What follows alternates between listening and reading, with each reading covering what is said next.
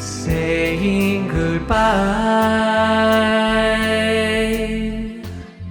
isn't easy. Well, we're not saying goodbye, we're saying hello. So saying hello is easy, fortunately. Thank you so much for coming out this evening.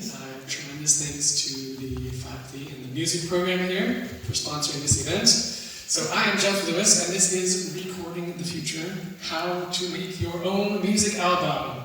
How many of you have ever considered recording an album? How many of you play an instrument? More than one instrument? Oh, awesome. So hopefully, by the end of this evening, you will not only have the knowledge but the confidence to record your own music. So first, let's start off with the finished music so we have an idea of what we're talking about as we go through all the steps of how to record this. So here is The Tower, official music video. Can I get a quick wave from Ethan and Kalia who helped film this video? Hi, Dad. Thank you. Hi, Dad. Now, there is lots of cool astronaut footage in here that I did not record. It is actually stock footage, but all the stuff of me was from Ethan and Kalia recording. So here we go.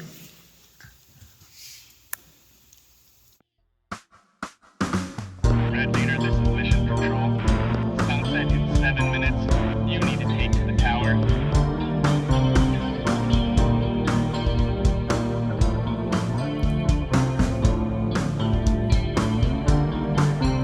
As I push my way through the deepening darkness, I hold on tight to all that's true. And even if the sky is bathed in blackness, when I need light I can reach for you. Traveling down this trail of shadows, phantom forces fail to make me fall, because I lift up my lamp to let your light show. Brighter than a fireball, the risk of losing my way makes me so desperate to climb. I've got to get to the spot just one more time, and I'll take to the tower every night until I feel the fight of the morning sun. Then I will keep this lamp light burning bright as I watch for the golden day to come.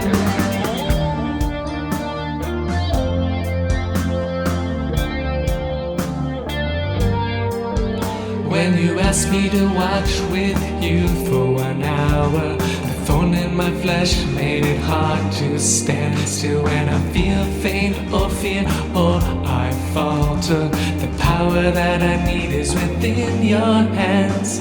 Frightful fortune, slings and arrows can cut my armor, I know it's true. But if I stick with you on the straight and narrow, I surely someday will make it through. The risk of losing my way makes me so desperate to climb. I've got to get to the spot just one more time, and I'll take to the tower every night until I feel the fight of the morning sun. And I will keep this lamp light burning bright as I watch for the golden day to come.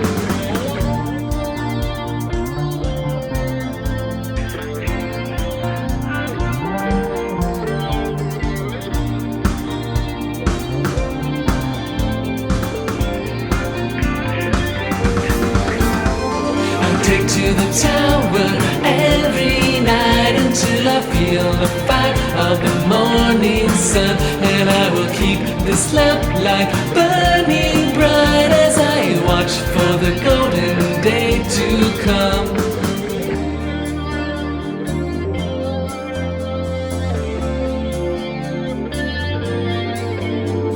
Standing each night on this tall, tall tower, I've watched till the dark of each night departs. And now that I can see the sun's first flower, I'll move along today with a grateful heart. The foe I know hungers to snare and smite me, but pushing forward I'll never be pushed around. And I will keep my heart's fire burning brightly. Whatever may come, well I won't back down. The risk of losing my way makes me so desperate to climb. I've got to get to the spot just one more time, and I take to the tower every night until I feel the fight of the morning sun. And I will keep this lamplight burning bright as I watch for the golden day to come. Yeah, I take to the tower every night until I feel the fight of the morning sun. And I will keep this lamplight burning bright as I watch for the golden day to come.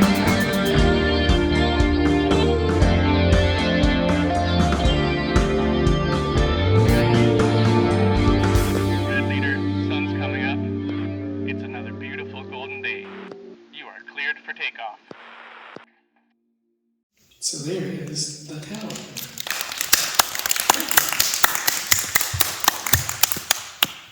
Great. So how do you get from where you're sitting right now to this full-length album, the total process?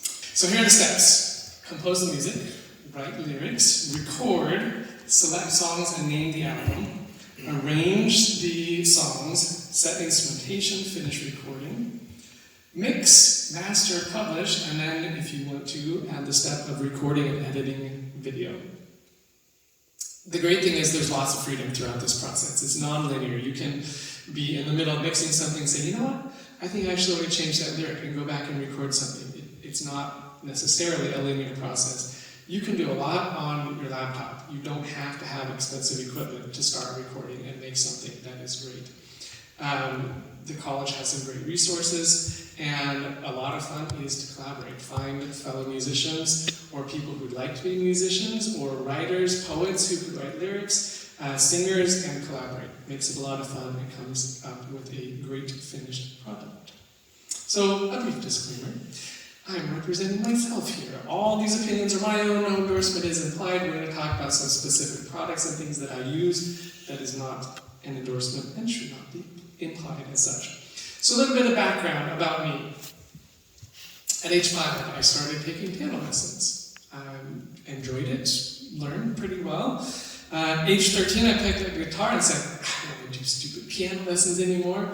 But I did learn enough of both guitar and keyboard to write some music.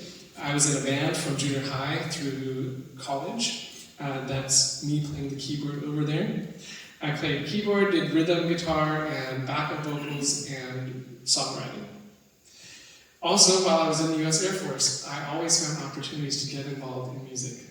Whether that was with the Dragon Dance there at Defense Language Institute's Language Day. I wrote an East meets West Dragon Dance. So we had some traditional Chinese instruments, then we had keyboard and electric guitars. A lot of fun. Or singing in Hawaii in a joint service performance choir. This was at a change of command ceremony, a lot of fun. We sang at some retirements, and also some more somber occasions like funerals. But it was great to have that opportunity.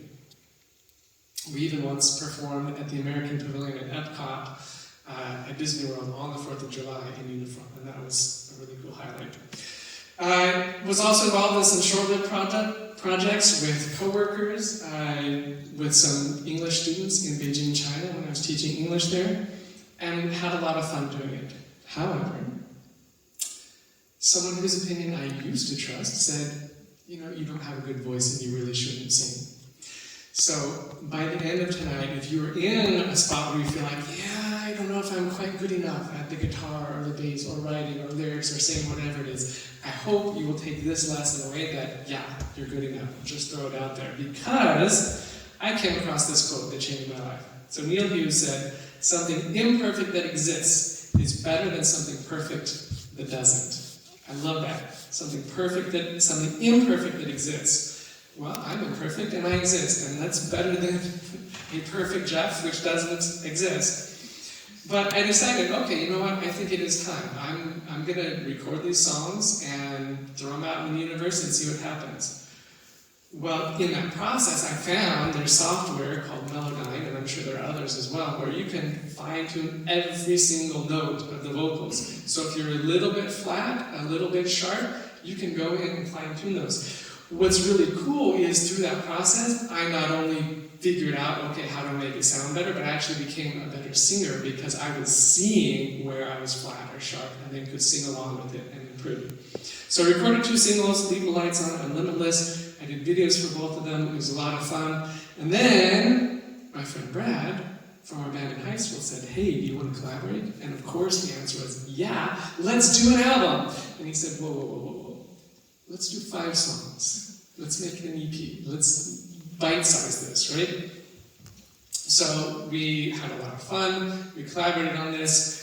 This particular EP, the songs were ones that I had written. He contributed a lot to them. He did a lot of guitar, drum work, arranging. Really made it incredible. And then we come to Glitter and Rust, our first full-length album. About 2 years in the making. COVID interrupted everything, right? But also had a lot of time to collaborate. Great learning process, and we're so excited that we can share this with you now. So as you're recording your own album, you will need a lot of resources. The college has resources, music faculty, you can do a music major or minor, you can use specifically the course, composing with computers. Recording studio, there's a recording studio on campus, which is awesome, and your fellow students. Everyone can find someone who has more experience than you in any given domain, talk to them. Other resources, Google, you can find anything on there. YouTube, you can learn anything from YouTube. And mentors, again, find people who've done more than you have and get notes from them. So you can learn, for example, about time signatures, music theory, circle of fifths, creating your own melodies, anything. So let's start with composing. So some techniques. Grab an instrument and play around on it, even if you don't know how to play an instrument. The first song I learned on guitar, my mom taught to me. My mom is not a musician, and she does not know how to play guitar. So you may be wondering, if she's not a musician and doesn't know how to play guitar, how could she teach you a song? Well, she said, here's a song, it's called Jailbreak. And she went, eager, eager, eager, on the string. I said, that's very clever. So pull out an instrument, play around with it, whether it's ukulele or a baritone sax or anything. Play around, see what sounds come out of it. Pull out old material that you might have written back in high school, junior high, elementary school, that at the time you may have thought was good. Well, pull it out. It may have really been good. In fact, a couple songs on the album are ones that I wrote 20 plus years ago in high school, and they still sound great. And then listen for inspiration, and by that I mean 2 things. One, listen to other music for inspiration, music from all around the world, from other artists, from other genres that you may not typically listen to. And listen to the universe and find out what are things that inspire you. If you go down to the river and look at the water and look at the sunset, how can that not inspire you, right? And that may lead to music. Other techniques, borrow or adjust chord progressions. In Western music, we have 12 notes, and that's it. That's all you got. So you can listen to other songs and borrow chord progressions from them. Obviously, don't copy the melodies, don't copy the lyrics, but just get a groove. One thing I recommend for that, David Bennett Piano on YouTube. He goes into specific chord progressions and how they're used by lots of different artists and lots of different genres. Hum while you walk, while you're studying, etc. And most importantly, write it down and or record a sketch, right? Because you're down at the river watching sunset and you think of something amazing and beautiful, and by the time you walk back home, it's gone, it's vanished from your head. So write it down, record a sketch, you've got your phone right there. So here's an example. So the song that ended up as Release Me, a digital piano at home, I was playing around and had kind of a, for me, atypical chord progression. I said, that sounds kind of cool. So I just wrote it down on my phone in Google Docs with the names of the chords.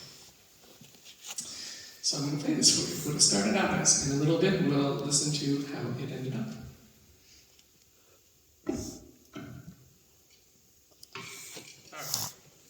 So, if you're not that familiar with chords or chord theory, a chord is any combination of 3 or more notes. So, for example, C major, C minor. This one, we have.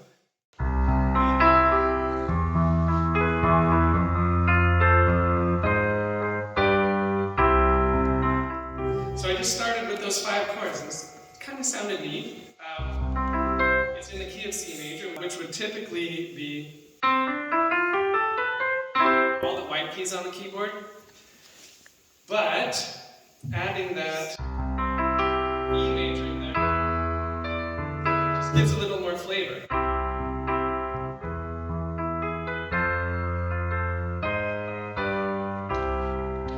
So after playing that a few times, writing it down, welcome, thanks for joining us. Writing it down, I felt like, okay, that's fun, but it needs to go somewhere. Where's it going to go from there? So going to the relative minor, the A minor in the key of C, and then added, which in C major would typically go to E minor, but putting back in that flavorful E major 7, it just sounded really fun. So I played it several times. I'm like, I think this could be something.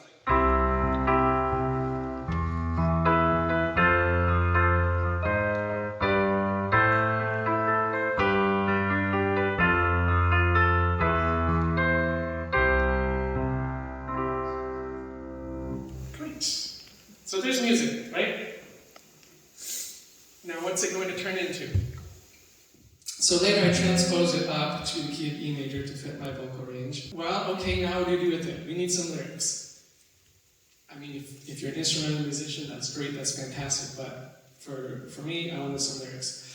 So, tools and techniques for writing lyrics. If you are a super musical genius like my son Ethan, say hi Ethan. Hi, Dad. Who said one of the most beautiful things I've ever heard. I played him a song that I recorded the music to. It was just instrumental. I was looking for words, and I said, hey, what do you think about words? And he was listening, and he said, it's like I can hear the lyrics writing themselves. It's amazing. Well, it might be a word or a phrase. It could be a mood that you're feeling. It could be an event that's happened. It could be something in the news.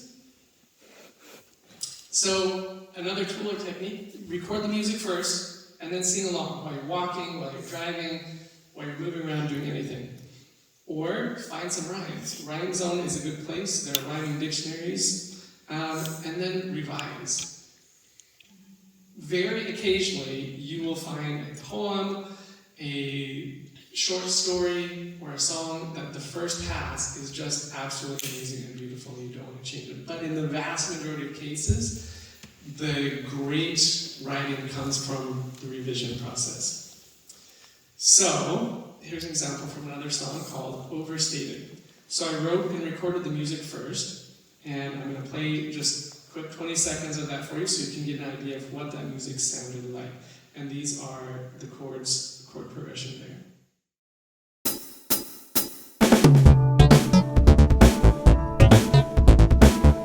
So very upbeat, up-tempo, poppy.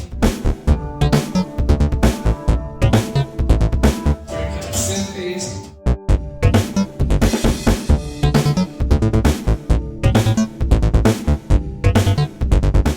So, fun groove. I had recorded the complete entire song, was very happy with it, had no lyrics.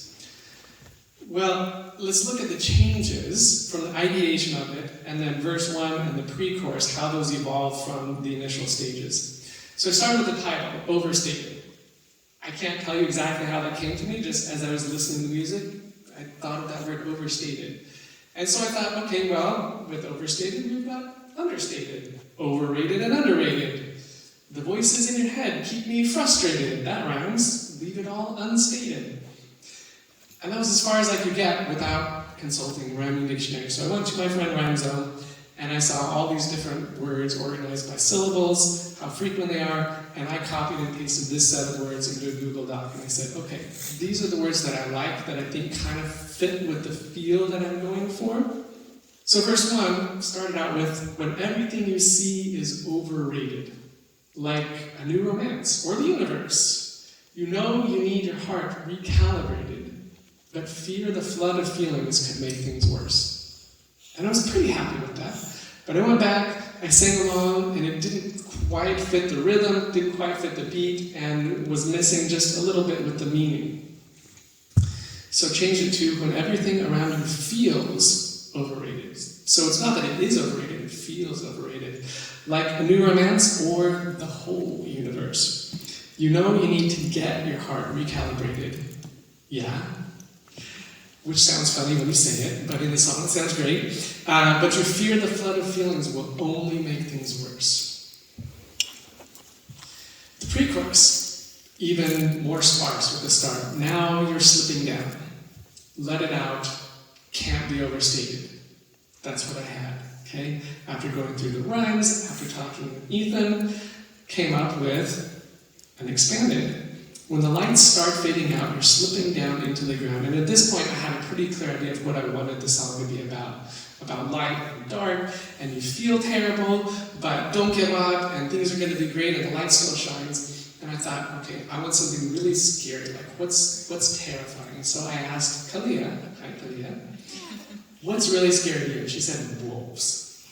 Awesome, wolves are definitely scary. So a pack of wolves snaps at your heels, while the darkness steals all that you feel. And Ethan said, oh, Dad, I don't think that really fits. Like, no, it's great, it's perfect. Well, Ethan was right, because after going through the rest of it, it was really about light and darkness, and adding in the wolves was kind of extraneous. So the power of revision ended up with, now, when the lights start fading out, you're slipping down into the ground.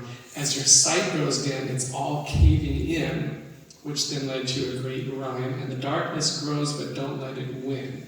And that's what I was aiming for. Don't let it win. All right, so our final version. We're going to listen to this really quick, just the first minute or so of it.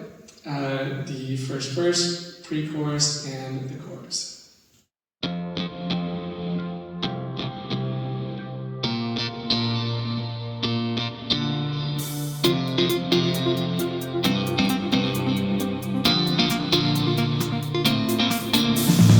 Everything around you feels overrated, like a new romance or the whole universe. You know you need to get your heart recalibrated, yeah. But you fear the flood of feelings will only make things worse. Now when the lights start fading out, you're slipping down into the ground. As your sight grows dim, it's all caving in, and the darkness grows, but don't let it win. No, babe, you don't let it all drown all of your shining love. Now just let it out. Let the spark light a fire and let it out. So we ended up with that through the revision process, through finding great words, looking for rhymes. Example 2. So this music was 100% recorded by Brad. He sent it to me, I really liked it, it sounded great. We're going to look at, starting 35 seconds in, about there.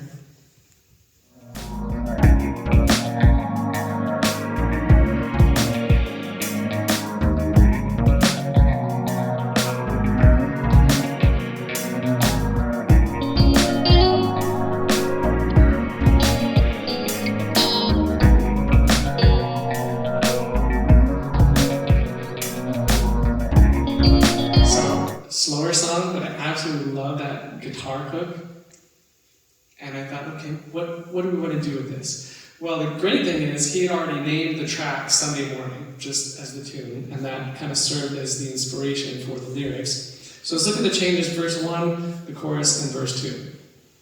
So verse 1, I took Sunday Morning, that instrumental title, and said, okay, Sunday morning, a lot of things were on my mind, a lot of things happening in the news. Sunday morning brought the news from far away. Sunday morning, I read the words you couldn't say. You fight for freedom till they terrify your mouth and beat your mind in as your son cries on the couch, and it's Sunday morning. And this was from a specific actual news video footage that I saw of something happening in another country that really impacted me. But it still didn't quite fit, it didn't quite catch the meaning, didn't quite fit the rhythm. So revise it, Sunday morning brings the news from far away, and just taking it from past tense into present tense. This is something that's happening now. Sunday morning, I read the words that you still can't say. You'll be able to say them someday, but you still can't say them now. You fight for freedom, they try to tear it from your mouth. What in the world does terrify your mouth mean? Looking back on that, that's a really weird phrase. Tear it from your mouth, right? A very clear mental picture. And they beat you senseless as your son cries on the couch. And it's a Sunday morning. Don't worry, this does end up happy. It's not all gloom and doom. So the chorus, much more upbeat. Sunday morning, the world can change when you blink your eyes. Sunday morning, we can change the world if we try. Every Sunday morning. Revise that too. Sunday morning, the world can change in the blink of an eye. Every Sunday morning, I know we can change the world if we try. Every Sunday morning. And then verse 2. Going retro here. The winds of change blow cold memories that are still alive. Right here, right now, back then, stuck in 1989. If you know anything about 1989, Berlin Wall came down. There were a lot of amazing, successful protests and some unsuccessful ones that year. And a great song by the Scorpions called Winds of Change. Hold up a huge banner or a blue and yellow flag, obviously a reference to what was happening in Ukraine, what is still happening there. Tore the Berlin Wall down, but the Iron Curtain's back, and it's a Sunday morning. Rephrase that and added some. The winds of change blow cold memories that never died. They're still with us. And then a spoken part added in, do the children still share their dreams, which is a reference to lyrics in that song, Winds of Change. Right here, right now, it's like we're stuck back in 1989. Also in 1989, a great song by Jesus Jones called Right Here, Right Now, talking about the world waking up from history. There's a peaceful place we'd rather be. Hold up your banner, or blue and yellow flag. Mir world peace, and mir in Russian means world peace. Tore the Berlin Wall down, but Cold War tries to circle back. All one family, we're all refugees, and it's a Sunday morning. All right, so let's listen to the first 2.5 minutes of this with the lyrics out there. I promise I won't hit pause or anything.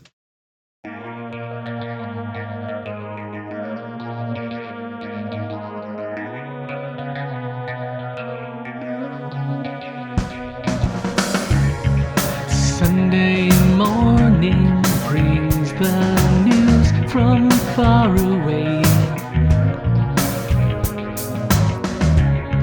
Sunday morning I read the words that you still can't say. Fight for freedom, they try to tear it from your mouth. They beat you senseless as your son cries on the couch, and it's a Sunday morning.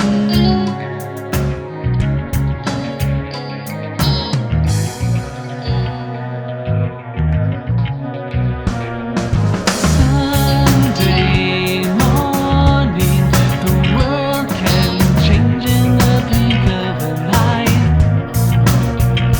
Every Sunday morning, I know we can change the world if we try. Every Sunday morning.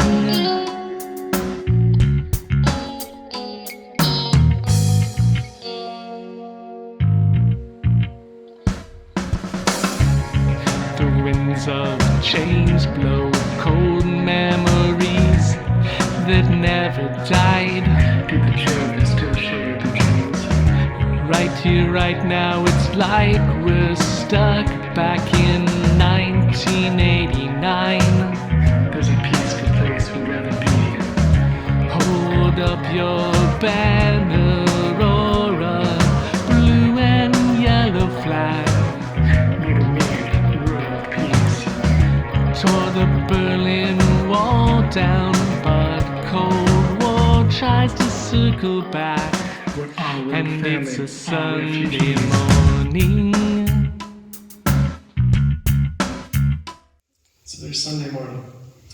So it moves from things that are happening far away in different places to a future version really addressing things that are happening in our country with systemic racism and other problems, but really ending on that hopeful note that we can change the world every Sunday morning. In fact, every morning. All right, so that's composing and lyrics. We're going to move on to recording, mixing, and mastering. So tools you need for this: instruments, hardware, and software. Instruments, guitar, bass, keyboard, ukulele, that's what I used. MIDI drums and soft synths. Hardware, you'll need a computer. Generally, you'll need an audio MIDI interface, and I'll get into the details on each of these in a moment. And then software, a digital audio workstation, effects, vocal correction, and mastering software. So in terms of instruments, I used guitar, bass, and ukulele. The ukulele I actually bought in Hawaii years and years ago. The Gretsch I bought during COVID. Always dreamed of having a beautiful hollow body Gretsch, and now I do. And the Gretsch short scale bass I really like because I love playing bass, it's so much fun, but I have a shoulder injury and stretching that far gets tiring. But I didn't put cost on this slide simply because there are so many ways you can buy second-hand, third-hand, fourth-hand strings and start off with something that does not break the bank. I did put prices on the rest of it just to give you an idea of what equipment costs. So the keyboard and pedal together, $190, and that plugs directly into the computer with the USB cable. MIDI drums, I used TuneTrack Easy Drummer. I'm not a drummer. That is one instrument that I found just really difficult to coordinate all the moving parts. And so what I really liked about this was that it has grooves already in there that I can put into place and then play around and alter. And so that would cost me $179. Soft synths. So most keyboards nowadays don't come with a lot of sounds in them. They're rather a controller that hooks into your computer and then you download the synths. There are tons of really great libraries that you can get for absolutely no cost. In this case, Native Instruments Contact 7 I bought as part of Complete Standard, which was a total of $600 or $300 separately. In terms of hardware, the basics. You need a computer. Even this laptop you can make music on. You need some kind of speakers and some headphones. An audio MIDI interface. So if you want to record guitar, you can't just directly plug it into the computer, right? And same with saxophone, same with vocals, there's nothing to plug into the computer. So you'll generally need to get an audio interface where you can plug in the microphone, you can plug in the instrument cables. This one cost me $100. There's an asterisk on there, it is now out of date. It actually died on me about a week ago where my Windows system updated and the drivers were out of date, so I unfortunately just had to buy a new one. That really all your instruments is the thing that's going to age the fastest. Your guitar, saxophone, your voice, hopefully will be good for a long time. Instrument cable you can get pretty cheap. I bought a microphone, stand, and cable all together for $130. And then I found a really cool hack on YouTube to buy a soundproofing bass trap foam that you normally put in the corner of your studio to trap those bass echoes and cut a hole in it and put a pop filter, because I record in a very noisy environment, and so not getting that ambient sound was very helpful for me. In terms of software, you'll need a digital audio workstation, or DAW for short. I happen to use Cakewalk by BandLab not because it was free, although that is a good selling point. When I actually started recording music years and years ago, I had used Cakewalk, and so the ability to directly open those files and have them all still work was really attractive to me. I have heard that they may start charging for this in the future, I don't know, but there are tons and tons of options out there. Effects, I use Native Instruments Guitar Rig. They actually just released number 7, so I'm already out of date. But I found this really, really useful. There are stock effects in the DAW, so for example, reverb and echo, but this is just more fully functioned, and not just for guitar, but for drums, for horns, for vocals. And again, I got this as part of Complete Standard. It's 200 on its own. If you kind of consider the software, what are all the things that you would want to get the sound? Again, look at free options, but consider it like buying an instrument, right? So if you buy a guitar, you know what the guitar does, learn what the different software tools do, and what's going to work right for your price range. And then my very favorite trend, Melodyne by Salamoni. So it costs $240 for the higher version, but the essential is $99. And this is where, and I'll show you a video in a second, where you can actually go in and pitch correct every individual pitch. So it's different from auto-tune, where you set it, and auto-tune sounds a little bit artificial. It sounds kind of fun, but you can tell when somebody's using auto-tune. This, you really keep that natural sound, but get it pitch perfect. And then for mastering, Isotope Ozone 10 comes as part of Complete 14. There are people who do this for a living. Just mastering is all they do, and this by far was the part that I found the most challenging and the part that I understood the least about. But Ozone helped me to get over that big hurdle, and then a lot of YouTube and asking some mentors for help. So here's a quick demo of recording a cakewalk. What I really, really wanted to do was show you live, and we could actually record something together. And every possible way that I tried to do that didn't work. So what I've done instead, I recorded a live session of just the recording, but I didn't talk over it so that I can explain it here. And if you have any questions, we can pause and kind of go through it. So here's what we've got. So we start off in the DAW. I dragged an instrument track over.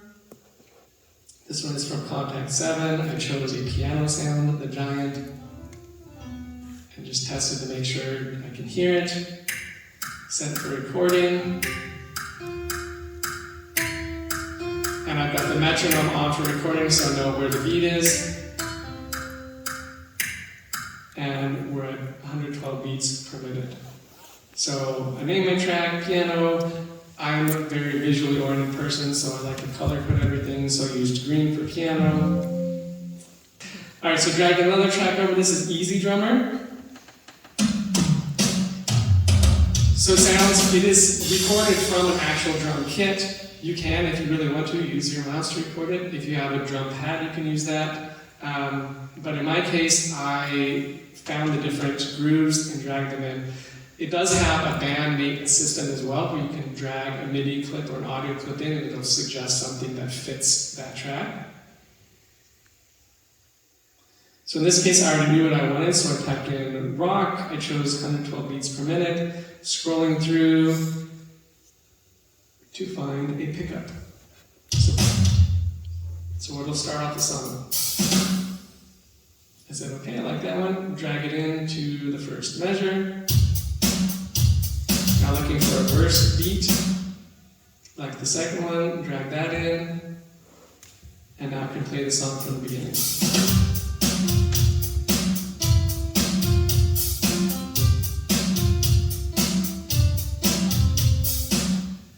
Now the song stopped right there where the last recording stopped, so I didn't get the other measures that still show up in the beats here. So I realized that, and I'm going to drag it out a little bit longer after I add an ending in there.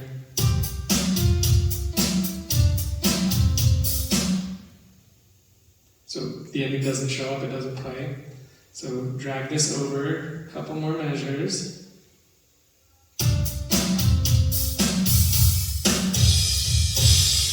So now I've got the ending in, but I realized that's not where I wanted. The ending needs to scoot out the measure to hit right there. So now the whole thing all together. Adding another instrument. Here's bass. This is a stock bass that was just part of Cakewalk. So again, you don't have to buy the other instruments. So I recorded this on a MIDI keyboard. Obviously, you could also plug in a bass guitar and record that.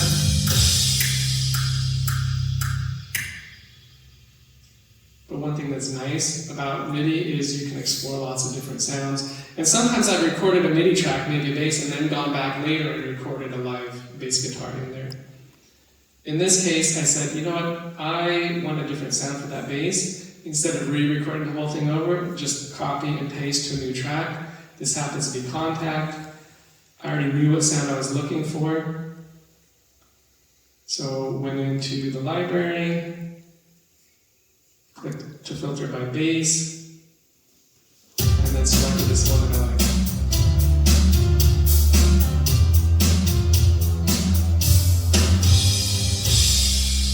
So it has a lot more character, very different sound from the first one. And now we are ready to record the vocals. Now I did forget one thing when I recorded this video. I did not click the input monitor, so you're not going to hear what it sounded like when I was recording. But you can see that it was recording, and we're going to jump forward. This is a simple song that I'm singing now, so why don't you sing along? It is intentionally cheesy. But it also intentionally used a lot of sounds with S's, which will become evident in a moment why I did that. But I want to point out, I mentioned earlier that my audio interface died. I recorded this through the webcam on my computer. So don't think that you have to go out and buy a bunch of expensive equipment to get something to get started. Okay, and then I pull out my friend Melodyne and click this transfer button and played it, and it's going to record or import that audio into Melodyne. This is a simple song that I'm singing now. So you can see as it's writing, right? And then as soon as you hit stop, it separates. This is a simple. And I say, this is a flat. This is a simple song that I'm singing now. Singing now. So why don't you sing along? The last note was a little sharp, so corrected it all. It's amazing, you don't have to be a great singer. If you are, even better. And then added a vocal effect. Simple song that I'm singing now, so why don't you sing along? So get some echo on there. Alright, so last but not least, I recorded ukulele again. This is into my web mic, so this is not the highest quality recording, Now again, I mentioned I forgot to click the input monitor, so you didn't hear how it sounded when I was recording, but this is not how I recorded it. It's off. And I'm actually really glad that this happened, because the number one most difficult thing for me when I started recording was understanding latency. So when I'm talking to this microphone, it's translating it into an electrical signal, which goes to the speakers, which translate it back into audio, right? Well, when you're recording, the signal has to get from the input to the computer, while the computer's playing all the other stuff and applying effects. It's doing a lot of work.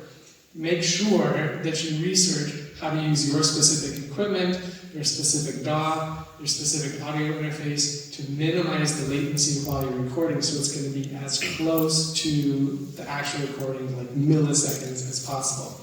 Otherwise, this is almost like a full beat off, and so I had to drag it. The great thing is I knew that this last chord was supposed to land exactly on the first beat of 6, so I was able to drag it over, and I'll show you that.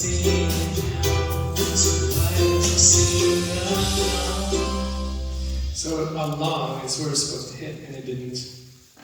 So I dragged it over.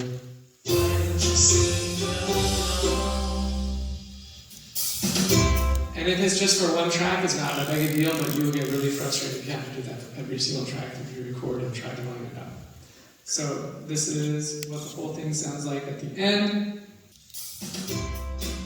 This is a simple song that I'm singing now, so why don't you sing along?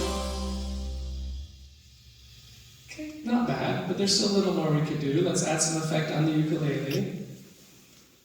So I went and filtered by guitar and clean. It came up with just a little bit of a delay, a little bit of a reverb. And then there's too loud, so I brought the levels down.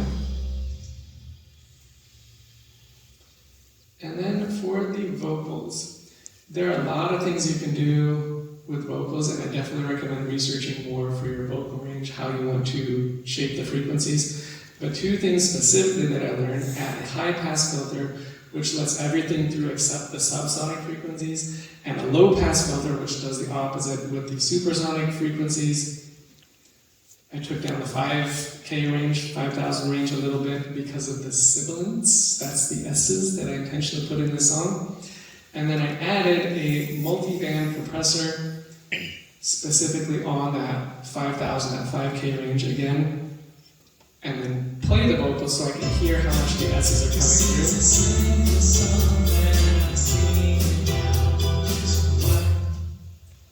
This is a simple song that I'm singing. So it sounds much more pleasant now, not as much as...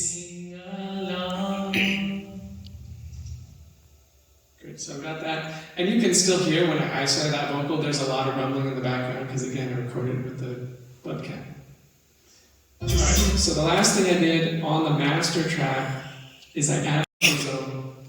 It has an AI feature where if you play the loudest part of the song, it's going to assess that, what genre it sounds like, and do a lot of balancing for you.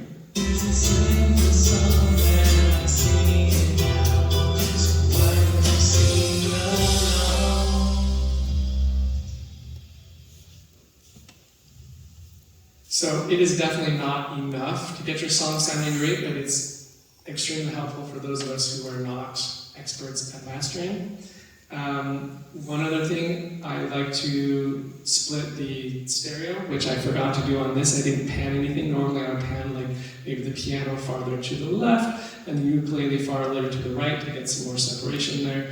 Keep the vocals and generally the bass and lower end fairly much in the middle.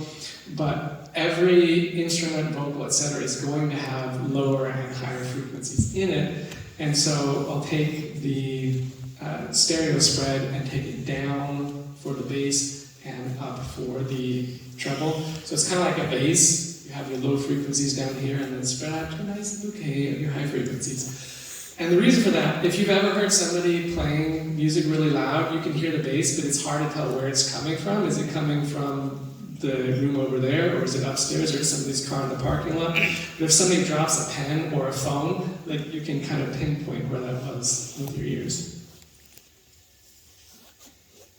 So adjusting that, which on this song is not going to make a big difference because, like I said, I didn't do any panning of the stereo frequencies over here.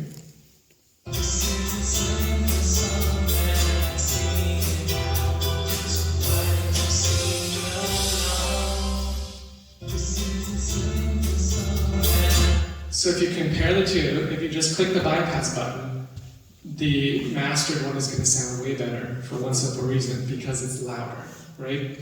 So it has another matching button here to get to the same volume and then hear it with and without the mastering and compare it and see if it's good.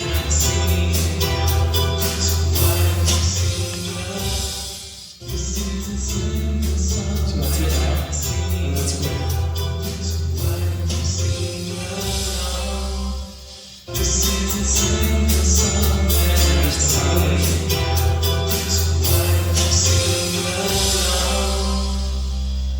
So it's not going to be a top 20 hit, but that hopefully gives you an idea of what the actual recording process is like. So if you are collaborating remotely, or even if you're collaborating with your neighbor next door, it's ideal to use the same DAW, the same digital audio workstation. So if you're both using GarageBand, for example, or Cakewalk, or whatever it might be, you can open the whole entire file package and not have to record tracks and send them back and forth. Unfortunately, in my case, Brad's working in GarageBand, he has other projects and that's what he uses, and I've been using Cakewalk. So second best is export each individual track. So here I would export the bass as a WAV file, export the vocals, export each track, so that when he drags them in, and I tell him it's 112 beats per minute, it'll sound exactly the same in his workstation. So you can use Google Drive, Dropbox, etc. That's a screenshot of what we actually used for this album. So then we move on to arranging and instrumentation. So arranging the song is what order things going to be in. Is it going to have a long intro or a shorter intro? what instruments are you going to put on it, and then the instrumentation, which specific things. So maybe, yeah, like we saw that bass, and I didn't love it, so I switched to a different bass. So here's an example. So Release Me, the one I played on the piano earlier here, once I had it recorded, I got some lyrics, I had a rough vocal track. It was very slow. I've never written anything at 68 beats per minute before. It's kind of like a dirge, and here's what it sounded like.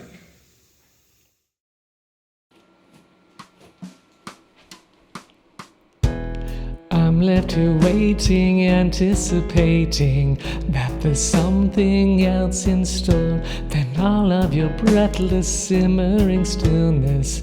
As I'm begging you for more of your mind and less of the silence. Can we reach down to the core and throw out this waiting, anticipating that I'll somehow find the door? Sounds fun, I like it, very rough vocals, but kind of the groove, I'm like, yeah, this is going somewhere, but it wasn't quite there.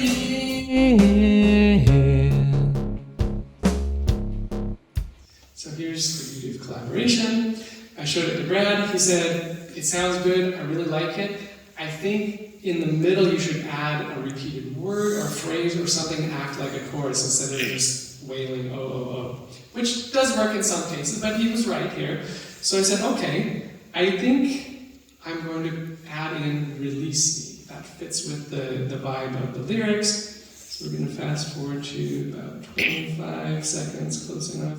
The less of the silence, can we reach down to the core and throw out this waiting, anticipating that you'll lead me to the door? Release me, release me, I reach for you so slowly.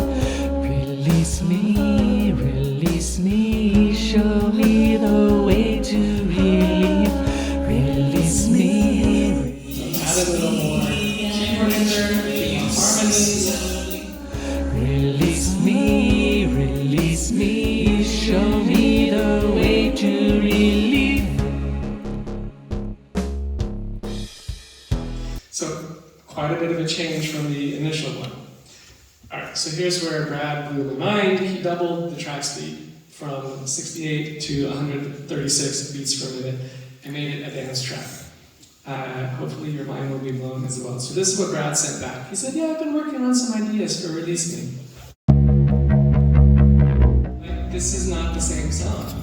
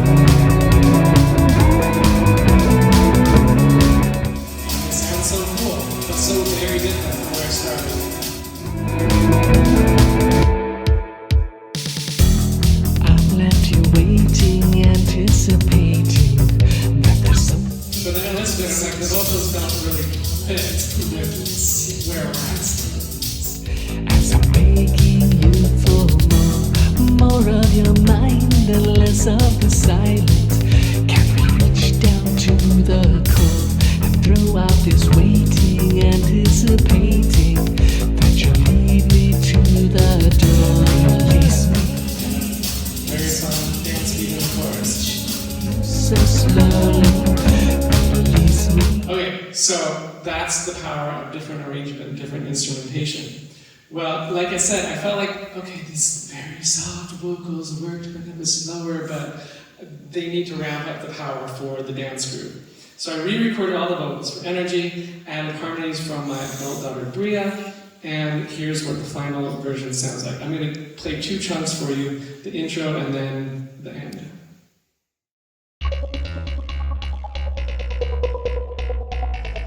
So I added a more dancey bass instead of the bass guitar.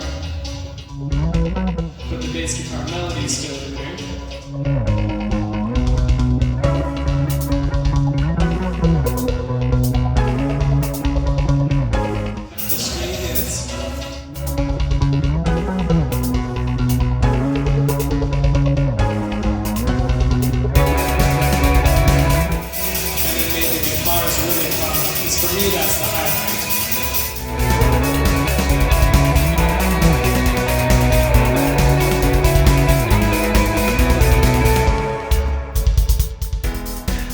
left here waiting, anticipating that there's something else in store. So much more upbeat, powerful vocals. Blurring stillness as I'm begging you for more of your mind and less of the silence.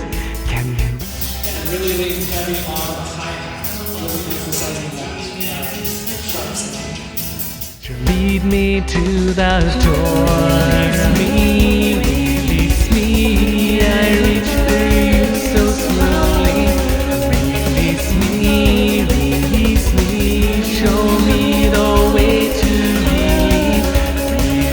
Release me. I reach for you so slowly. Release me. Show me the way to relief. So that's how it starts. If you want to hear the middle, you have to listen on your own. We're going to skip forward to the end of the song, right about there-ish. Slowly release me. Show me the way to relief. Release me. I reach for you so slowly. Release me. So I used Melodyne for that violin sounding. That was actually greatest harmony, and I shifted it enough that it sounded artificial. Release me. But I also added this piano ending.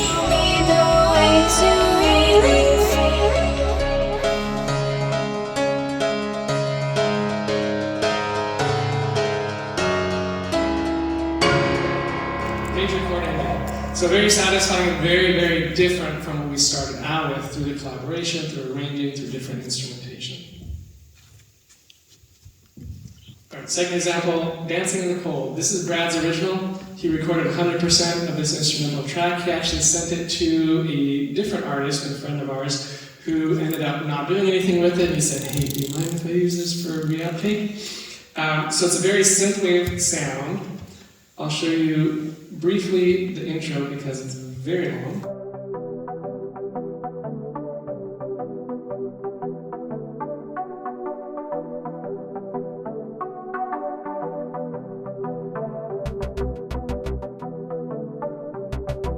So it sounds really cool, but it does that loop for kind of a long time before it really gets into where it felt like it would make sense to add some verses. And then jumping forward to about 40 seconds in.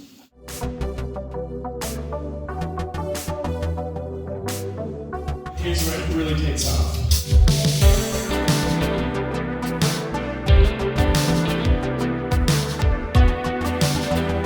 And I love that beautiful guitar work in there.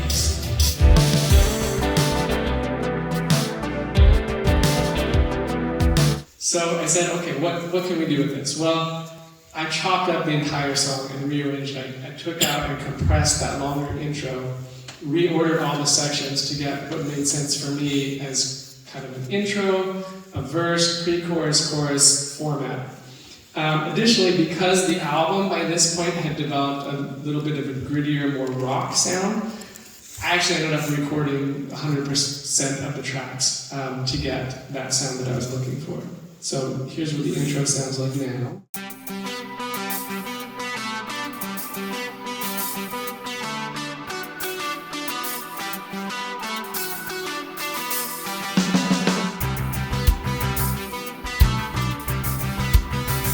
So bass guitar instead of a synth bass. It's been a year. And the intro is much shorter. Down Main Street to see the lights of Christmas. So it really jumps in a lot sooner. And then forwarding to about 1 minute.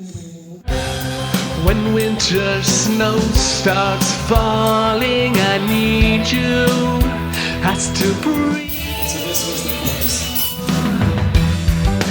We were dancing in the cold, and you looked so adorable. Now my tears fall soft like snow. I still can't believe that you had to go. So it's still got some of those synths in there for the flavor, but it's definitely moved towards much more of a rock feel. Alright, so next, selecting the songs and naming the album. Considerations. What's the theme? What's the sound and the general vibe? What kind of contrast do you want to have? And then which songs are the strongest? So for me, for the theme, I really was looking at the movement and tension between light and dark, as we saw in Overstated. Happiness and sadness, feeling stuck and finding release. Sound and general vibe. So here's something I actually learned at Stanford Graduate School of Business. The more specific you make your target, the better of a result you're going to come up with. So I got very granular here. New Order meets The Cure and Foo Fighters at a Thought Bangs concert where Zombie by the Cranberries is the opening act and Depeche Mode makes a guest appearance. And Brad Redman is like, okay, I know exactly what this album is going to sound like. So then look at contrast. A lot of songs on here have huge layers of sound, like Saying Goodbye. Towards the end, it just kind of goes wild with horns and everything, versus some that have very stripped down instrumentation. So keeping that contrast in there. And then for the best songs, given those parameters, what are the strongest and fit together best? And this is what we came up with. And I color-coded them to see, okay, which are the fast songs, which are kind of mid-fast, mid-slow, and slow songs, so that there's a balance and a progression through all of those. The cover and the name. The cover was inspired by an old 80s new wave German band called Camouflage. I loved this cover when I first saw it, and you can see in my design kind of the ink blots and the general feel of it takes a lot of inspiration from that. Anyone who's a graphic designer out there, you'll know that lorem ipsum is dummy text that's just a placeholder. It doesn't mean anything. It's just some text goes here. So we didn't have a title at this point. Well, one of the songs called Surprise, that Brad wrote the music, and the initial lyrics for the chorus, I added a lot in arrangement. I will play.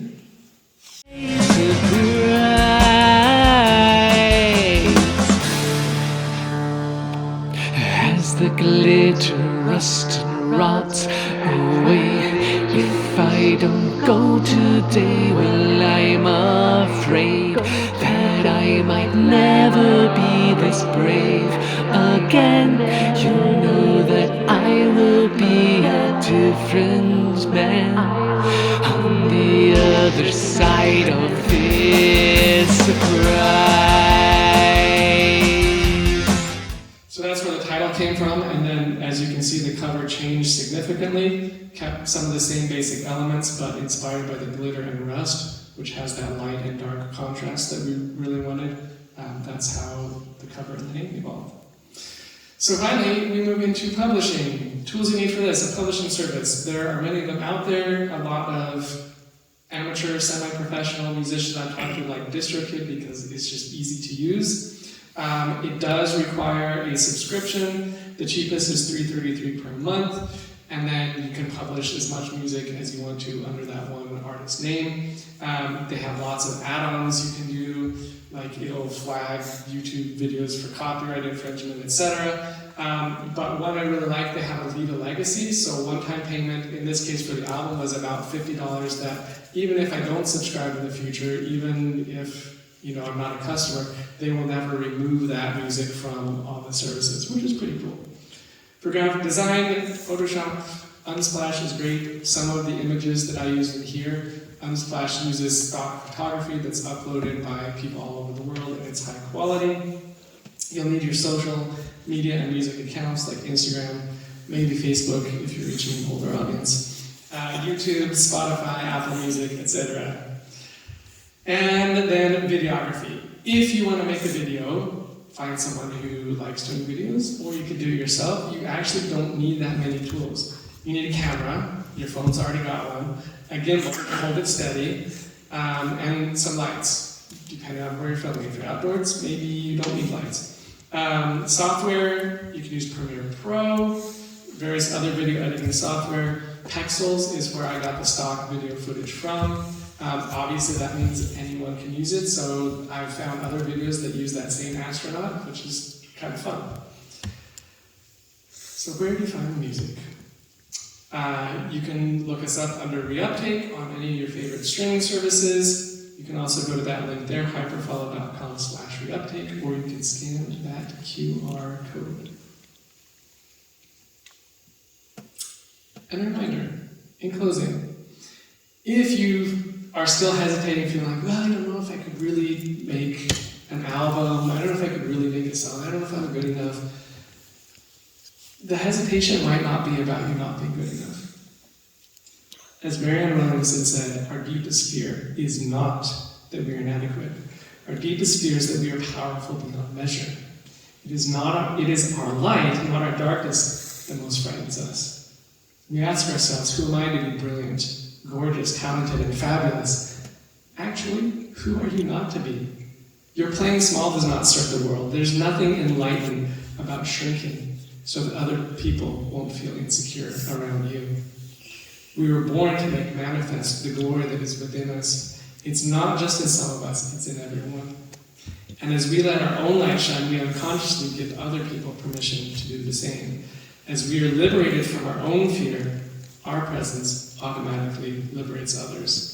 So I hope that my experience of being liberated from those fears has done something for you. And if you want this whole entire presentation, you can scan that QR code. I'll leave that up for a bit while we do some questions. My goal is to eventually post this on YouTube as well, but now we'll take questions.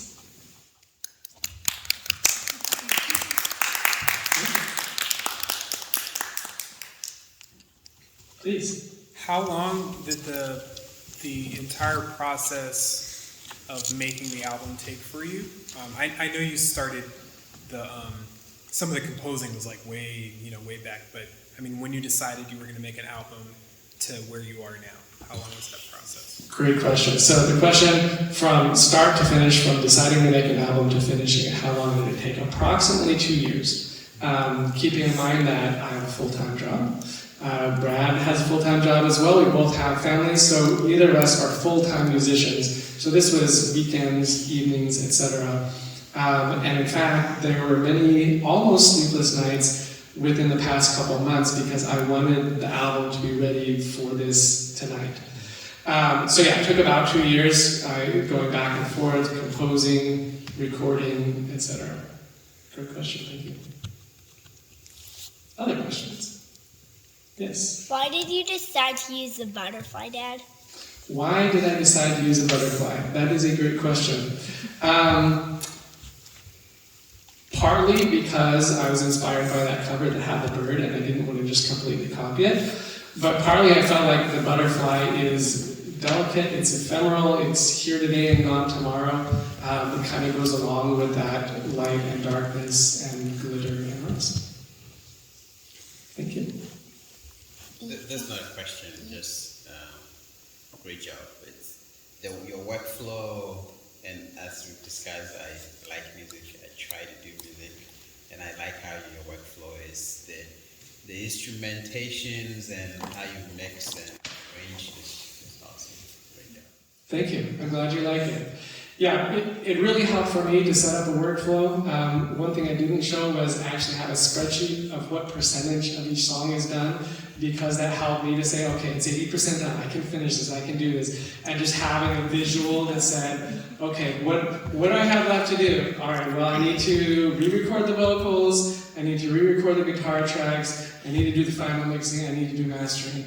And for some people that might feel overwhelming, but for me it was great to see, okay, well, I've made a lot of progress on these 12 songs, or we've narrowed down the 20 songs to the 12. And just, yeah, establishing a workflow was very helpful. So, please. So this is a lot. So are you planning to make some sort of profit or fame off of this album, or is it just a super intense hobby? I love that question so much. I can't even tell you. It'd be nice to make some money off of this. I also do videography, photography, art, painting. I have so many hobbies. I create because I need to create.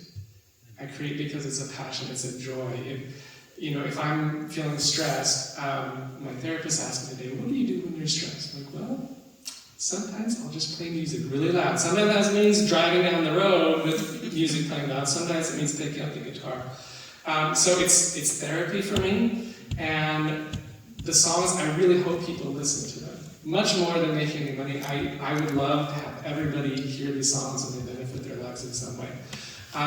Because I do have friends, one of the three of us from our band in high school, there's a rotating crew, but of the three in that picture, only one has stayed in as a professional musician, and he has a spouse who works full-time, and that was able to get him through the many, many years of not making enough money to really provide for himself, and is now finally hitting it bigger. But yeah, I'd love to make money off of it, but I know how much work that requires. A lot of advertising on social media.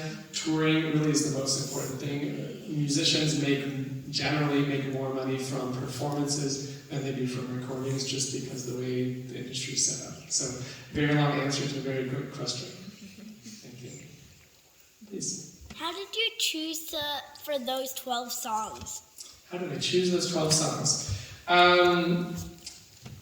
Really, it came down to which were the strongest based on what we decided was going to be the theme. Before we decided on the theme, Brad and I were just sending tracks back and forth to each other. Hey, what do you think about this? Hey, what do you think about that?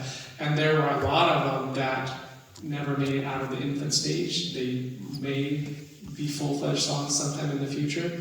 But really, it was deciding what's the theme of this album. What do we want this album to sound like? And that's when we were able to narrow it down to those specific songs. And I think my son may have helped me a little bit with that. Please. What's your favorite part of the whole process? I would have to say my favorite part of the whole process is the songwriting, both composing the music and writing the lyrics. I love driving into work in the morning and driving back home. A lot of times I'll use audiobooks, listen to inspirational messages, but when I'm in the process of composing, I'll download my MP3s onto my phone and then listen to them in the car and say, okay, that's what it needs here. Or maybe I can hear an extra harmony, or, wow, those lyrics don't quite fit. And for me, that's the most exciting part, is the actual creating, composing the lyrics and music. This is your last question. What happens if you have a really good song, but you just can't finish it? Like, what if you have something very good, but you can't get the last part? So, that's a great question. That happened frequently. Sometimes it would, one particular song, called When I Go Down, I had a chord progression, I had lyrics for a chorus.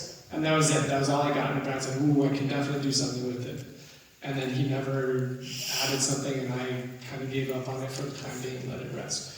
But there were two songs that I recorded while I was in the process of figuring out what is mastering and how does sound work and why am I doing this to myself. The EP I didn't master at all because I didn't even know that was a thing. I thought that mixing all the tracks was the last part of it, and I was very wrong.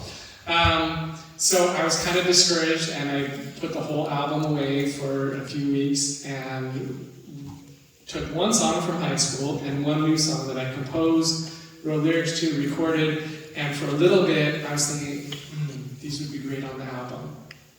But then with the time crunch and things, I decided no, I'd rather have these 12 songs be great, and those can go on something else. Please. You quickly, when I think it was in the mastering stage, or maybe it was in the mixing stage, you quickly went through the high and low pass filter. Would you mind explaining that a little bit more? Is that specifically for the vocal part? Great question. So I will explain as much as I know, which is that much. So if you're recording something directly plugged in, so whether that's a guitar instrument cable plugged into your audio interface or MIDI, whatever, you've got the sound captured as pure as possible. As soon as you add a microphone, whether that's vocals, acoustic guitar, saxophone, any other instrument, you're going to get ambient noises, whether that's a car driving by. the echoes, the space, the acoustics of the room, etc. And so to filter out some of those things that you may not consciously notice, some you can't. Like if there's a moving van going by right when you're recording your vocals, you can hear that, and that will help somewhat with that. But a lot of times it's frequencies that you don't consciously hear, but as the tracks stack up in particular, you're going to get so much of that sub-bass or very high frequencies together that it starts to make the mix sound just muddy and unclean and on top of each other. Did they do a good job explaining that? Yeah. Okay. Is that usually like an audio extension, or is that? And I can elaborate too if you want. Please do. Can I give you the mic? Sure. Absolutely. Okay. So he mentioned high and low pass filter, and that's a sub-function of something called an EQ, which is short for equalization. And so it's essentially a graph that allows you to see exactly which frequencies are occurring in any given audio file. And so you see which frequencies are right in front of you, and the equalization allows you to specifically adjust which frequencies you hear more or less of. And so there's analog equivalents of this, like for example, when I'm talking, if I go like this, there's essentially an EQ right in front of my face as I adjust my hand. And so it allows you to pinpoint those frequencies that you like or don't like, and you can subtract or add them. And so specifically with high pass and low pass, another name for them is high cut and low cut. You can either cut the high frequencies out or cut the low frequencies out. And so that's high pass and low pass filters are like, they let the low frequencies pass or the high frequencies pass, if that's the frequencies that you want to be included in the sound. So. Yeah. Thank you very much. And that is Mr. Alan Carthan, who is music faculty here at the college, and he is awesome. And his advice and mentoring helped me a lot to get through the mastering stage. I pulled up a picture so you can kind of see what that looks like. Obviously, I don't know what was recorded here, but you can see how the frequency of whether it's vocal or instrument or anything is not just on one single frequency, but there are a whole bunch of different wavelengths on there. Up in the back. When you're mixing your vocals, what kind of plugins do you put onto your tracks? Yeah, so for mixing my vocals, I pretty much exclusively use Native Instruments Guitar Rig because I've just used it for so long. I used 5 and then upgraded to 6, and maybe 10 years from now it's cheap, I'll upgrade to 7. But even though it's called Guitar Rig, it's really made for any instruments, any effects. So typically for me, I'll add just a little bit of reverb depending on the mix. One thing you always want to do is maybe if you're looking at different effects, you might just solo that particular track, whether it's vocals or anything else, and say, ooh, okay, I like this reverb. Then unsolo it so you can hear it in the mix and say, wow, that was way too much reverb, or that wasn't enough reverb. So typically for me, a little bit of reverb, unless it's in a harmony or a spoken part or something, I might use more distortion filters or even something that's bouncing or flanging. But yeah, typically for the vocals, it's just a little bit of reverb. You don't use like compression or like noise gates? I will use some compression, and then specifically at the end of it, I'll use the EQ, really looking at the different frequencies and what needs to be boosted and what needs to be cut a bit, and then compression specifically on the higher frequencies to reduce the sibilance, the S's. Great question, thank you. Please. Question. When's the next album coming out? When is the next album coming out? I don't know, but I've already got 2 good songs for it, so we'll see. I know Brad has just taken a great new position at work, so he's been flying all over, super busy with that. My work and family and volunteerism keep me pretty busy, but I would love to have a new album tomorrow, honestly. But I know that it's a long process. Now, it's been a great learning process, so absolutely I could record an album much more quickly this time. Even given all the external parameters, you know, I think I could do it in 6 months to a year. But we'll see. Remains to be seen. When you're recording, do you have ideas about which instruments, I guess is it the mixing or the arrangement stage, instruments you like to hear coming from the left or from the right, or what sit in the middle? Do you do the same thing every time, or do you? Yeah, I love variety, just like I have so many different hobbies. I love variety in the sounds. So typically I'll keep the vocals right in the middle, and then if I'm only doing one harmony, I'll pan it to the right. If I have more than one harmony, then I'll put one to the right and one to the left so that there's a balance there. But really, it's just what sounds pleasing to the ear. So maybe if there's a piano track and I say, ooh, that would be great, let's pan it a little to the left, and then I listen to it and go, it doesn't quite work there, and then pan it over to the other side. So I definitely do have things in mind, but it's really what happens when I hear it. And again, especially listen to it in a variety of different ways. Listen to it from your laptop speakers, listen to it in your car, listen to it on your Bluetooth headphones, on your phone. Listen to it in a variety of different ways to see what's coming through and what's not. Do you use headphones or do you use monitors? Or? Yeah, so I have fairly decent computer speakers. So I have Logitech speakers, they have a subwoofer, they're fairly small, they work well enough. I don't have like big studio monitor speakers, so I'll switch out between those and then headphones. And frequently I'll leave the speakers on when the headphones are on because I can still hear that bass, the subwoofer. And then at night when everybody goes to sleep and I should be in bed too, I switch to the headphones. Okay, any other questions before we close? Please. Since you was talking about the headphones and the speakers, what do you prefer to mix with the headphones, or do you like to mix with the speakers? 'Cause I know when you're gonna get different sounds when you mix and master your track. So should you use headphones to mix, or should you listen to your create your mix while just using your speakers? The ideal that I learned recently from Mr. Ellington here is have 2 sets of speakers.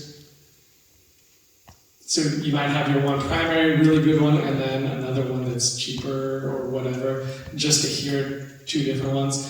But for me, it's really that variety. And the final one for me is, does it sound good in the car? Because I have a new-ish car that has pretty good speakers. And so, although I'm not tweaking and mixing right in there, once I play it from my phone on the car speakers, then I can really tell, like, oh, this is working or this isn't.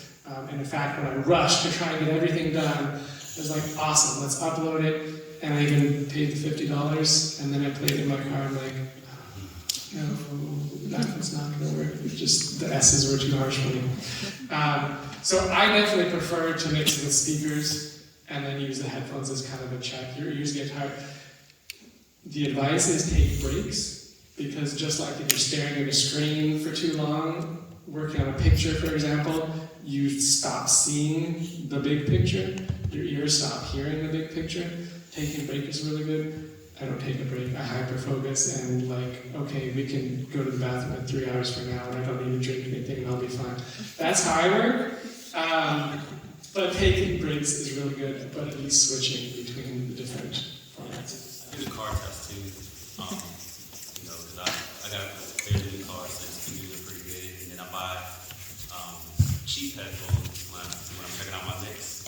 Because I was told to listen to your mix on consumer headphones, whatever consumer that listens to your tracks on, because that's like iPods, pretty good to use too. Right. Yeah, absolutely. The more variety of things that it sounds good on, the better it's going to sound when people listen to it. Great questions. All right, well, that is about time. Again, thank you so much for coming. Hope you enjoy the music. Those of you who are musicians, I'd love to chat and find out about your music too, and hopefully do one of these for your album release. Thank you so much.